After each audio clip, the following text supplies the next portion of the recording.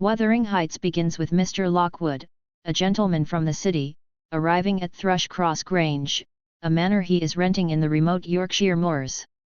He visits his landlord, Heathcliff, who lives at a nearby estate called Wuthering Heights. Lockwood finds the house strange and the people there. Heathcliff, a young woman named Cathy, and a rough servant named Joseph, cold and inhospitable. During a second visit, Lockwood is snowed in and forced to stay the night at Wuthering Heights. He is given a room where he finds old books and names etched into the window ledge, particularly that of Catherine Earnshaw. He has a disturbing dream involving the ghost of a girl named Catherine trying to come through the window. Intrigued by the mystery, Lockwood returns to Thrushcross Grange and asks his housekeeper, Nellie Dean, to tell him the story of the people at Wuthering Heights and Thrushcross Grange. Nellie begins to narrate the story, having been involved with the families since her youth. Many years earlier, Wuthering Heights was owned by Mr. Earnshaw, who lived there with his son Hindley and daughter Catherine. One day, Mr. Earnshaw brought home a dark-skinned, orphaned boy from Liverpool, whom he named Heathcliff. The boy was treated as part of the family by Mr. Earnshaw, but Hindley resented him. Catherine and Heathcliff developed a deep, passionate bond, growing up more like wild siblings and soulmates. After Mr. Earnshaw's death, Hindley inherited Wuthering Heights and demoted Heathcliff to the status of a servant, treating him cruelly. Catherine, though wild and headstrong, was also drawn to wealth and status. After spending time with the refined Linton family at Thrushcross Grange, she became more polished and socially conscious. She eventually accepted a marriage proposal from Edgar Linton, believing it would raise her socially, even though she confessed to Nellie that she truly loved Heathcliff. Heathcliff overheard part of Catherine's conversation with Nellie, specifically that marrying him would degrade her, but left before hearing her declaration of love. Feeling betrayed and heartbroken, Heathcliff left Wuthering Heights without a word. Catherine married Edgar and moved to Thrushcross Grange. Her spirited nature clashed with Edgar's gentler disposition, especially when she learned that Heathcliff had returned, now mysteriously wealthy and refined. Catherine married Edgar and moved to Thrushcross Grange. Her spirited nature clashed with Edgar's gentler disposition, especially when she learned that Heathcliff had returned, now mysteriously wealthy and refined. Heathcliff also began courting Edgar's sister, Isabella, not out of love but to further his revenge.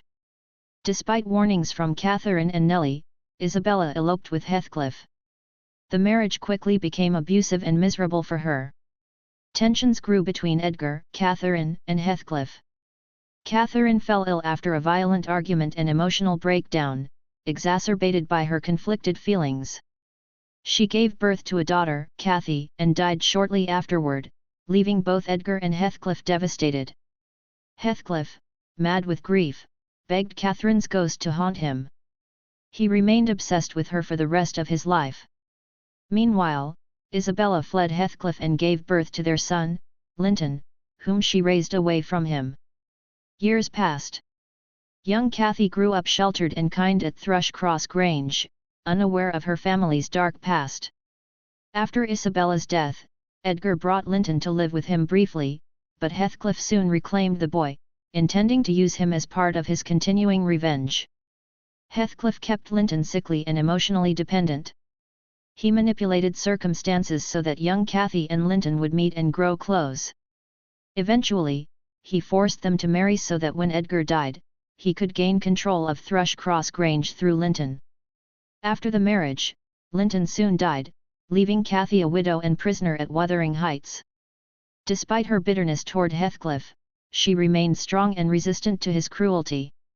Nellie, now dismissed from Wuthering Heights, resumed working at Thrushcross Grange and kept Lockwood informed. After hearing the full tale, Lockwood left the area, unable to bear the grim atmosphere. Months later, Lockwood returned and visited Wuthering Heights again. He found it changed.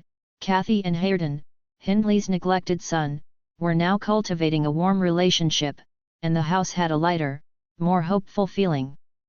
Over time, Cathy had grown to care for Hareton, teaching him to read and softening his rough manners. Heathcliff, increasingly haunted by Catherine's memory, seemed to lose interest in revenge and worldly matters.